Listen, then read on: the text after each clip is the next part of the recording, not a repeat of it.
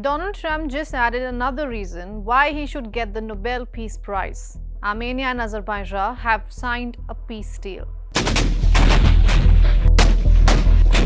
Trump route for international peace and prosperity. Because a more peaceful region means a safer world. So who, if not President Trump, deserves the Nobel Peace Prize?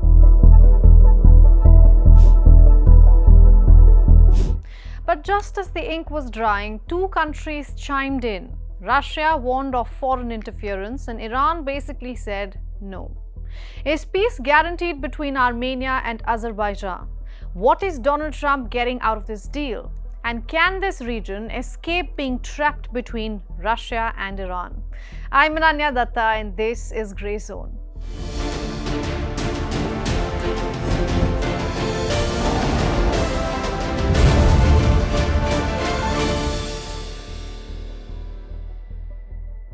A peace deal between Armenia and Azerbaijan is crucial and volatile. It's not just politics, it has a very messy border. Look at the map and you'll understand what I'm saying.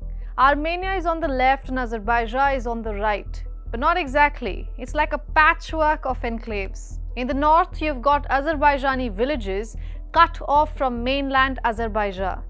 You find the reverse when you come towards the center. An Armenian village sits deep inside Azerbaijan's district. Then there is the Nakhchivan Autonomous Republic in the south. Not an enclave, but a huge Azerbaijani region separated entirely from the rest of its home territory. These complications have acted like flashpoints for decades, where 1 inch here or there can turn into another international crisis. But there is finally good news.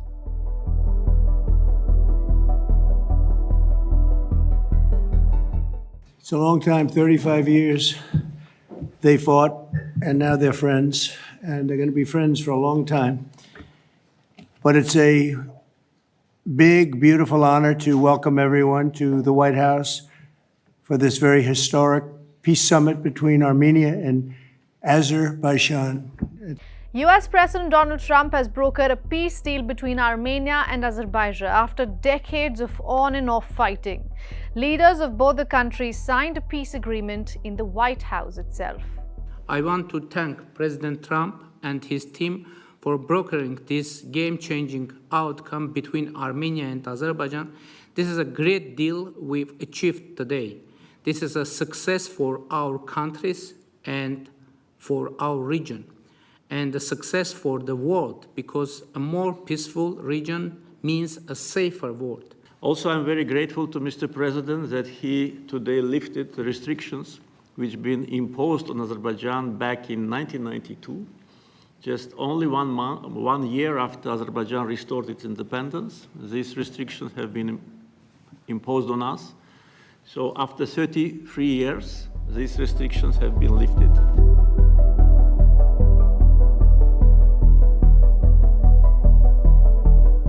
A deal like this cannot come without caveats, and here is the main one: the Trump route for international peace and prosperity.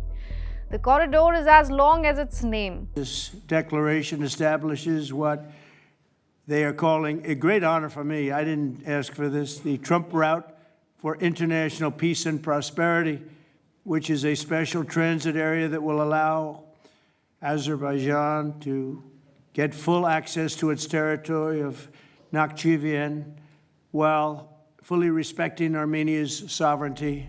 It aims to create a major transit corridor that will be linking Azerbaijan's Nakhchivan region to its mainland, which is 32 kilometers away. And in that process, 4 major points will be connected: Turkey, Nakhchivan in the breakaway region, Armenia-Iran border, and finally Azerbaijan. While the deal is being called a peace deal, what it really is geopolitics at its finest. Let's understand who is getting what here.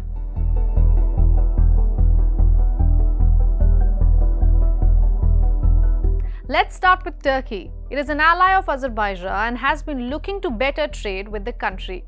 A corridor like this definitely helps with that, but Turkey is also a NATO country. The bloc in recent years has been trying to dismantle the Russia-Iran alliance. And with a corridor like this, Turkey literally positions itself like a wall between the two countries. For Armenia, the transport route provides an opportunity to integrate into wider trade networks, diversify its battered economy, and attract foreign investment. Geopolitically, it would also help Armenia normalize relations with its neighbours.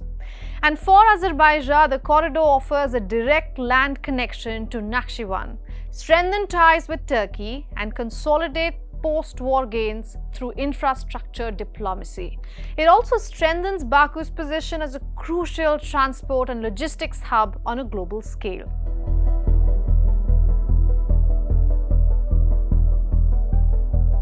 The unlikely beneficiary is the United States of America, obviously. The deal gives Washington exclusive development rights to this transport corridor, which not only makes Washington lobbyists happy, it also gives access to the Iranian border. And Tehran obviously is not happy with that.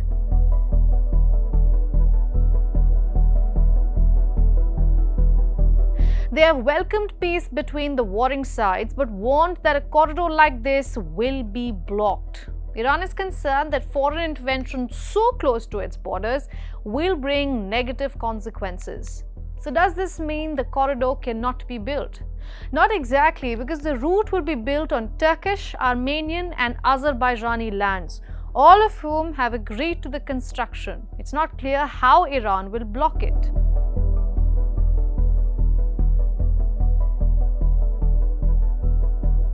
Russia is also part of this puzzle. Its proximity to the region had made Moscow a peace broker on multiple occasions, but they were unsuccessful. Like Iran, the Kremlin has welcomed the peace deal but warned against outside intervention.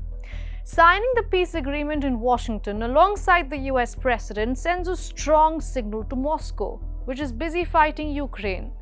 Russia no longer plays a central role in its own backyard, and the South Caucasus, as it's known, is moving west with its foreign policy.